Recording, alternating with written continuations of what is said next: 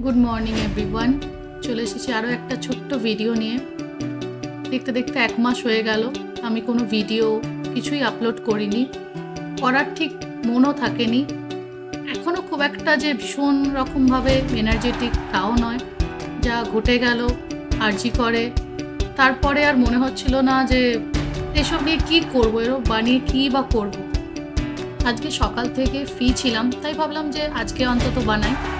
তো সকাল সকাল উঠেই আমি ছাতুর শরবত বানাচ্ছিলাম আমার হাজব্যান্ড দুজনেরই জন্য। ওর অলরেডি খাওয়া হয়ে গেছে, আমারটা আমি বানাচ্ছি। আমি অনেক রকমভাবে ছাতুর শরবত বানাই, এটা একটু অন্যরকম। এটাতে পেঁয়াজ, আদা, লঙ্কা, একটু রোস্টেড বাদাম এগুলো অ্যাড করা থাকে। এটা খেতে একটু অন্যরকম হয়, একটু স্পাইসি হয়। তো এটা ছাতুর শরবতটা খাওয়ার পরে আমি আনারস খেতে খুব পছন্দ করি। তো যেহেতু আজকে আমাদের রাতের প্ল্যানই ছিল মোমো খাবো, তো তাই যখন ও বাজারে গেছিলো চিকেনটা আনতে, তখন আমি বলেছিলাম যে আনারসটাও এনো। তো খুব একটা ফল ও চেনে না, তারই মধ্যে ঠিকঠাকই এনেছে।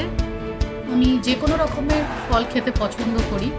অনেকে ড্র্যাগন ফ্রুট দেখেছি খেতে পছন্দ করে না, আমি খাই, বাট যেটা হোয়াইট পাল্প হয় সেটা আমার খুব একটা পছন্দ নয়। রেড পাল্পের যেটা ড্র্যাগন ফ্রুট থাকে সেটা আমার খুবই পছন্দের, আমি ওটা পেলেই খাই।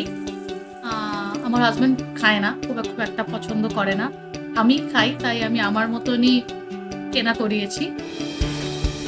ওর অফিসের কিছু একটা মিটিং ছিল, তাই লাঞ্চের ওখানেই ব্যবস্থা ছিল।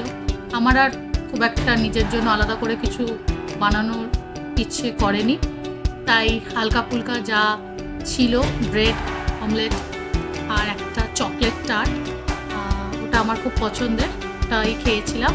আর সন্ধ্যাবেলা যখন অফিস থেকে এসেছিলো, আমি এখানে চা বানাচ্ছি আর তার সাথে সাথে নাহমসের কেক, যেটাও আমার খুব ফেভারিট। আমি যখনই কলকাতা যাই, কলকাতা যাওয়া মানে আমার কাছে নাহমসে যাওয়াটা বাধ্যতামূলক, আমি যাই, নাহমসের কেক না হলে হয় না।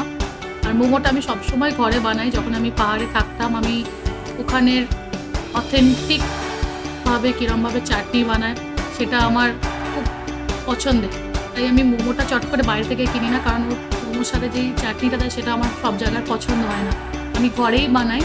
হ্যাঁ, হয়তো যখন মোমো বানাই তখন মোমোর শেপটা ঠিকঠাকভাবে দিতে পারি না, আর এতটা প্রিপারেশন একা একা করতেও খুব একটা ভালো লাগে না।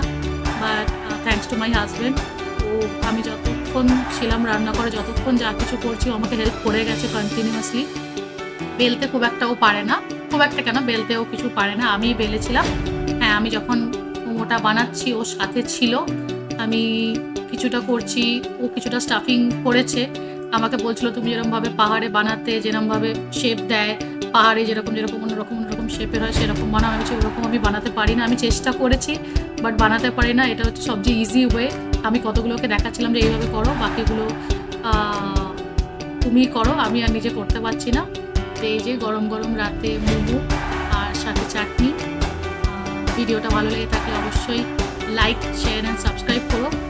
দেখা হচ্ছে পরের ভিডিওতে, বাই। সবশেষে এটুকুই বলতে চাই, উই ওয়ান্ট জাস্টিস ফর আরজি কর।